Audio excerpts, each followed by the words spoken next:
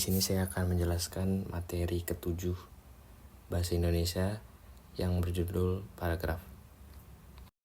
Paragraf merupakan himpunan dari kalimat-kalimat yang bertalian dalam suatu rangkaian untuk mendukung sebuah gagasan. Melalui paragraf, kita dapat membedakan di mana suatu tema mulai dan berakhir.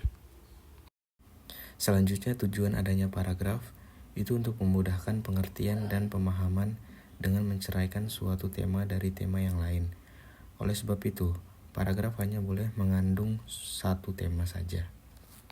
Dan untuk memisahkan dan menegaskan perhentian secara wajar dan formal, agar mudah berkonsentrasi terhadap tema. Kemudian syarat-syarat paragraf yang baik adalah kesatuan, kepaduan paragraf, dan berkalimat efektif. Kemudian apa saja yang ada dalam paragraf? Yaitu yang pertama, gagasan utama dan gagasan penjelas. Banyak prasarana umum di kota-kota besar yang tidak terurus. Contohnya halte bus. Halte bus seharusnya selalu bersih agar orang yang menunggu merasa nyaman. Namun, halte bus yang dekat dengan stasiun tidak demikian. Di halte bus itu banyak sekali terdapat coretan yang menggunakan cat semprot. Kemudian apa saja yang ada dalam paragraf selanjutnya? Yaitu ada 4 cara untuk menempatkan kalimat topik atau kalimat utama, yaitu pada awal, akhir, awal dan akhir, serta seluruh paragraf. A. Pada awal paragraf dapat merupakan kalimat pertama dan juga kalimat kedua. Dengan menetapkan kalimat pokok pada awal paragraf, gagasan sentral akan mendapatkan penekanan atau deduktif. Kemudian ada jenis paragraf. Yang pertama adalah deduktif. Gagasan utama di awal paragraf. Penyebab kecelakaan lalu lintas di jalan raya adalah kelalaian pengemudi. Supir-supir itu sering kurang sabar.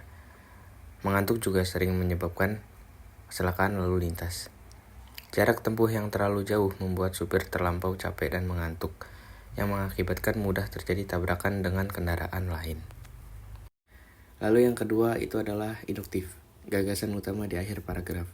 Sebagai bagian dari Picornavirus atau virus polio merupakan mikroorganisme yang bisa melumpuhkan tubuh. Virus polio itu tergantung virus purba. Pada relief Mesir kuno yang dipahat ribuan tahun sebelum Masehi, tertulis ada raja yang kakinya kecil sebelah. Kalangan arkeolog mengidentifikasi sebagai korban polio. Polio merupakan virus yang muncul pada zaman purba. Kemudian yang tiga itu campuran, paragraf deduktif dan induktif. Investasi di Pulau Jawa sedang dikembangkan di berbagai sektor. Selain kekayaan sumber daya alamnya, investasi di luar Jawa juga lebih menarik karena daya beli rata-rata masyarakat di luar Jawa sebenarnya lebih tinggi dibandingkan dengan daya beli rata-rata penduduk Pulau Jawa.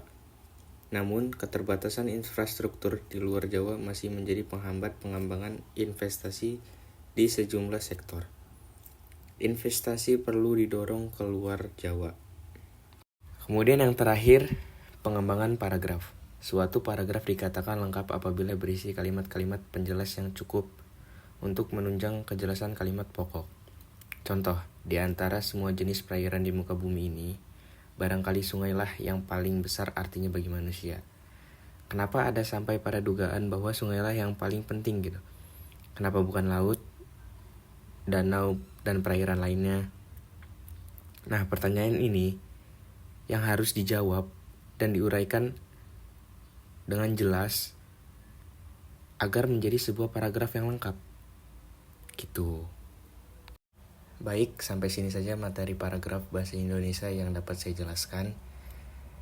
Jika ada kurang atau salah kata, saya mohon maaf. Saya akhiri. Wassalamualaikum warahmatullahi wabarakatuh. Terima kasih.